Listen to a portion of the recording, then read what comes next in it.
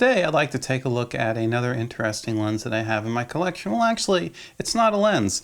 It is the Kenko 1.4 extender. Now, who's Kenko? You've never heard of that name before, but the fact of the matter is they're one of those optical manufacturers that actually subcontract to some major brands. For example, if you look at the line of converters and lenses, you'll find this is the exact same converter, it's just in white. So there you go. There's probably a couple other companies that are also selling this exact same converter. It's a 7-element converter. It has all the pins that you need for autofocus. So this converter does support autofocus correctly. Now, it does extend the focal length of your lens by a factor of 1.4.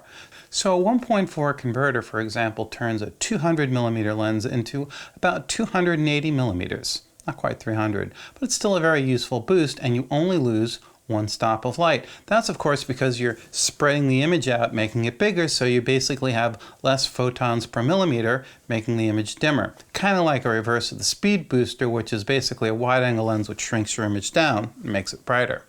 Anyway, people have been using these things forever. 1.4 is a pretty safe type of extender because it's not really enlarging the image very much. However, you may get different results on different lenses. Now, they'll tell you flat out you're only supposed to use these things on long lenses, 200 millimeters plus, maybe 100. I've used them on a variety of different lenses. No, certainly I wouldn't use it on a 14 millimeter lens. That'd be a little silly. But I have used it, for example, on a 50 millimeter lens, especially in a macro situation. That basically gave me about 70, 72 millimeters and just got me in a little bit closer. So check out this little setup where I've got my Olympus OM50, this Kenko 1.4 extender, and an extension tube, all to get in and get the shot. What can I say? You know, sometimes you just do whatever you got to do to get the shot. And this worked. I've used it a number of times and it's perfectly fine. So let's take a look at some shots I did on the Tamron 70 to 200 2.8. Very sharp lens, very comparable to Canon optics in terms of sharpness. Here are some shots. Let's go take some side-by-side looks and see what happens. Now I'm going to take a look with this converter and another lens that I really like, the Rokinon 85 1.5 Cine. Got some interesting results here. Did get a little bit softer, that's not to be expected. It's possible that this adapter doesn't perfectly play well with this lens, but check out the highlights. When I'm shooting wide open, there's definitely some blooming going on around the street lights and around the Christmas lights and the headlights. So, you know, that's just one of those weird little quirks that you're going to run into when you throw something in the middle between your main lens and the camera body like this. It's not necessarily good or bad, it's whether you like it or not, and whether it's working for what you're trying to do or not. I think you've heard me say that a million times. It does make the image a little softer, a little less contrasty, but again, you know, you have to kind of pick your compromises. So here's the upside of using this. Basically, the converter turns your 85 millimeter lens into about 120, 128. You know, they're always a little bit off with those millimeter figures, I think. But it's also very fast. I went from basically a 1.5 to maybe just a little over 2.0. So it's still a very fast, long lens. And again, if you're shooting low light, this could be really, really handy. Of course, with a lot of the new modern cameras like the C100, the Sonys, etc., that have really high base ISOs, having a super fast lens isn't always critical, and if you've ever tried to follow focus a car wide open at 85 or 120 millimeters, yeah, it's a pretty good trick. You've really got to be pretty tight on your game in order to pull this one off. However, when you're shooting in really low light, you need to get your lens a little bit longer.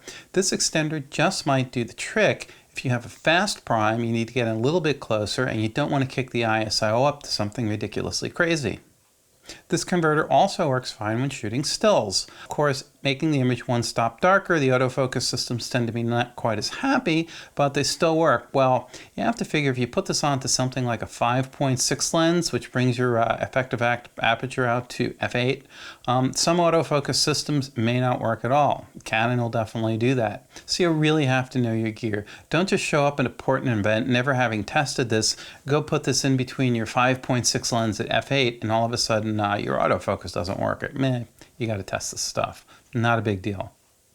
So overall, the sharpness of this converter is absolutely excellent. It's very, very good. It's about as good as it's going to get even if you go to one of the higher end ones from the name brand camera manufacturers. In fact, who knows, they could be making the same adapter for who knows who, and you wouldn't know the difference. They just make it to spec for that manufacturer. One thing I really like about this adapter is that in EF mount, the mount is tight. I don't have any wiggle with it.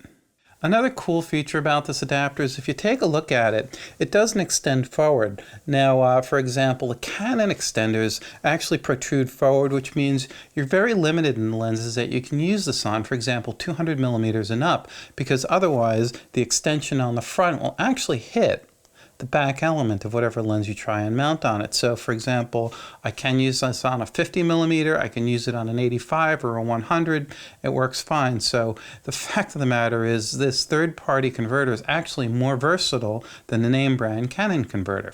Go figure. I don't use this converter all the time, but when I need a little bit more reach on, say, my 70 to 200, it's on the camera in an instant. I really don't think about it because the quality of it, the extra focal length, it's great. So go check out the Kenko 1.4x Tele extender. It's a very affordable, very high quality product.